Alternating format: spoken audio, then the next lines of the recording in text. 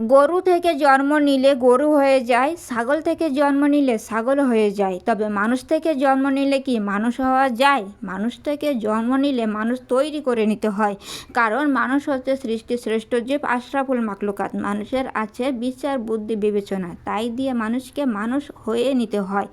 এই জন্যই তো মানুষকে বলা হয় যে মানুষ হও, সফল হও। আসসালামু আলাইকুম, হ্যালো ভিউয়ার্স, কেমন আছেন আপনারা? আশা করি আল্লাহ তাআলার অশেষ রহমতে ভালো আছেন। আলহামদুলিল্লাহ, আমিও ভালো আছি। বরাবরের মতো চলে আসলাম আজ আপনাদের মাঝে নতুন দিনে নতুন আরেকটি ভিডিও নিয়ে। আমার ইউটিউব চ্যানেলের পক্ষ থেকে সকলকে আন্তরিক অভিনন্দন এবং মোবারকবাদ। চলুন তাহলে ভিডিওটি শুরু করা যাক। ভিউয়ার্স, আজকের ভিডিওটা শুরু করে দিলাম কিচেন থেকে। কিচেনের এই সাইডে নতুন একটা চুলা তৈরি করা হয়েছে, সেই জন্য এই যে কিচেনের আশপাশে একটা জ্বালানা আছে, এখানে কিছুটা ইট দিয়ে করা হয়েছে, ওয়াল করা হয়েছে, সেইগুলো সব কিছু আমি পরিষ্কার করে নিলাম। আর এই দেখেন সেই চুলাটা এখনও নরম আছে, এখনও সাইজ করা হয় নাই, তাই এই তো একটা বড় সাইজের কাঠ নিয়ে চুলাটা সুন্দরভাবে সাইজ করে দিচ্ছি। এটা এখনও একটু এইভাবে পিটাই চুলাটা সাইজ করতে হবে। আপনারা কি তৈরি করতে পারেন মাটির চুলা? কে কে পারেন একটু জানিয়ে দিয়েন ভিউয়ার্স। তা আমি এই যে বাইরের সাইডটা দেখতে পাচ্ছেন, এই কাঠটা কিন্তু একেবারে সমান, আর সমানভাবে সুন্দরভাবে একটু সাইজ করেই নিয়ে নিচ্ছি। যেহেতু এখন নরম অবস্থায় আছে, নরম অবস্থায় যতটা ঠিক করে নেওয়া যায় আর কি, এরপরে যখন শক্ত হয়ে যাবে তখন তো ঠিক করা যাবে না, তাই নরম অবস্থায় এই তো ঠিক করে নিয়েই নিচ্ছি। আর তো ওইখানটা দেখতে পাচ্ছেন একটু মাটির প্রয়োজন আছে, ওখানটা নিচু হয়ে গেছে, ওখানটা এখনও মাটি অ্যাড করতেই হবে। তা মোটামুটি কিন্তু চুলাটার বাইরের সাইড আমার হয়ে গেছে। বাইরের সাইডটা দেখতেই পাচ্ছেন একেবারে কিন্তু সব ঠিক হয়ে গেছে, সমান হয়ে গেছে। আর ওইখানটা আমি একটু টেনে ঠিক করছি, কিন্তু হবে না। আর এই ভিতরটাও ঠিক করতে হবে, কিন্তু কাঠটা হয়ে গেছে আমার 4 কোনা। কাঠটা ওইখানে দিতে হবে গোল কিছু একটা, তাই তো গোল একটা বাঁশ ছিল ছোট্ট, সেই বাঁশটা দিয়ে ভিতরটা আমি ঠিক করে নিয়ে নিচ্ছি। তা মোটামুটি দেখেন আমার এই দেখেন ভিতর সাইডটাও কিন্তু এই যে গোল, এখানে গোল জিনিসটাই অ্যাড করতে হবে, তাহলে ভালোই হয়। এখানে চৌকো জিনিস দিলে হবে না। তা আমার হয়ে গেছে কিন্তু মোটামুটি ঠিক করা। আর ওই যে মাটি অ্যাড করতে হবে, আমি মাটি এনে রেখে দিয়েছি, আর সেটাই কিন্তু আমি এখন ওই যে অ্যাড করে দিয়ে দিচ্ছি।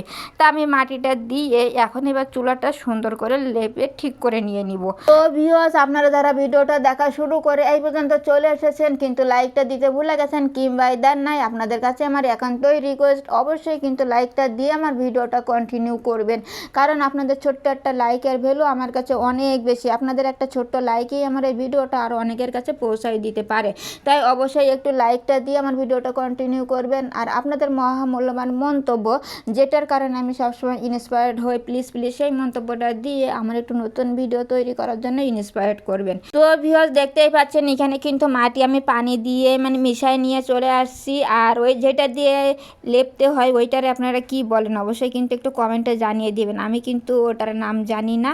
তা আপনারা আপনাদের ভাষায় কে কী বলেন অবশ্যই একটু জানিয়ে দেবেন। তাই এই তো আমার লেপা কিন্তু হয়েই যাচ্ছে। আজকে যদি লেপে দেয় তাহলে আমার মনে হয় আজকে সারাদিনের ভিতরে শুকাই যাবে, পরবর্তীতে এই চুলাটা রান্না করা যাবে। তা কেমন হলো চুলাটা, আর কে কে আপনারা চুলা তৈরি করতে পারেন আর এইভাবে লেপা পোছা করতে পারেন মাটির চুলা? কার কার কাছে মাটির চুলা ভালো লাগে, সব কিছু মিলাইয়ে অবশ্যই কিন্তু একটু জানাই দিবেন। আর এই তো উপরটা সাইজ করতেছি, উপরটা আর তলার দিকে এখনও মাটি দেওয়া হয় না, এখনও মাটির প্রয়োজন আছে, আস্তে আস্তে দেওয়া যাবে। যেহেতু তলায় দেখতে পাচ্ছেন এখনও মাটির প্রয়োজন আছে, ওগুলো এখনও মাটি আপাতত নাই, মাটির সংগ্রহ করে তারপর ওইগুলো নিচে দিয়ে তারপরে ঠিক করতে হবে। তা যাই হোক, আপাতত এখন কেমন দেখাতেছে চুলোটা অবশ্যই কিন্তু জানাবেন। তারপরে চলে আসলাম এই যে বাইরে, উঠানটা এখনও পরিষ্কার করা হয় না, তা ঝাড়ু দেওয়া হয় না। সকালবেলা উঠে চুলাটা ঠিক করতে গেছিলাম, তো তাই এটা এখনও ঝাড়ু দেওয়া হয় না, তাই এখন চলে এসে এই তো আমি ওখান থেকে ঝাড়ু দেওয়া শুরু করছি।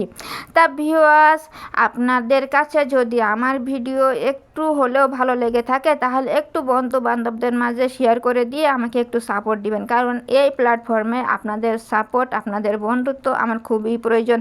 শুধু তো আমার একা নয়, আমরা যারা একসাথে কাজ করি আমাদের সবারই প্রয়োজন, তাই সবাই সবার সাপোর্টে থাকবেন। আপনারা আমাকে সাপোর্ট দিবেন, ইনশাল্লাহ আমিও আপনাদের বন্ধু হয়ে যাব, আপনাদের সাপোর্টে থাকবো, তাহলেই তো আমরা আমাদের কাঙ্ক্ষিত লক্ষ্যে একসাথে পৌঁছাই যাব।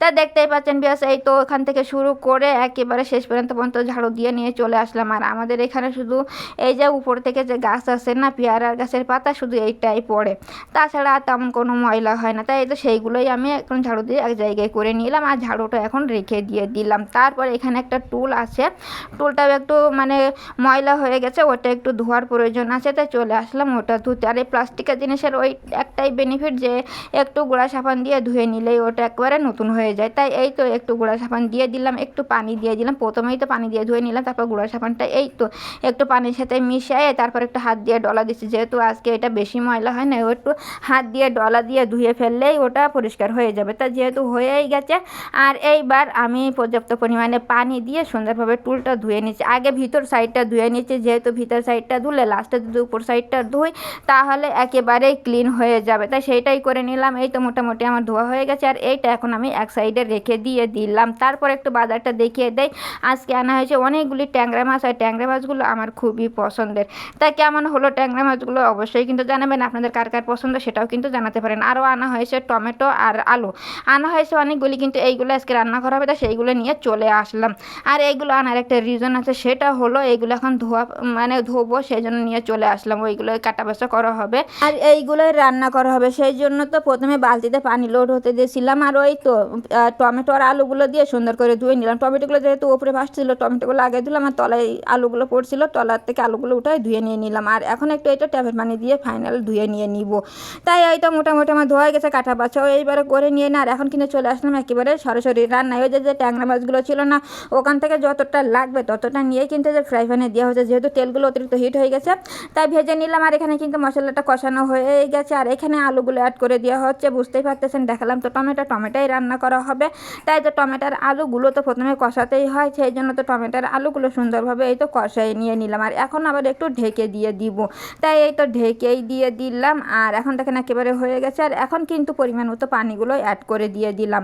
তা পানিগুলো আমার যখন অ্যাড করা হয়ে গেছে তখন তো এবার একটু মিলাইয়া দিতে হবে পানির সাথে সব কিছু, তাই এই তো খুন্তি দিয়ে সুন্দরভাবে এই তো মিলাইয়া দিয়ে দিলাম। মিলানো হয়ে গেছে, এখন আবার একটু ঢেকে দিলাম কুক হওয়ার জন্য, তাই একটু ঢেকেই দিয়ে দিয়েছি। আর এখন দেখেন টমেটো দেওয়ার সময় আসছে, টমেটো যেহেতু শেষে অ্যাড করতে হয় তাই এখন অ্যাড করে দিয়ে আবার একটু নাড়াচাড়া করে আলুর সাথে একটু মিশিয়ে নিয়ে নিলাম।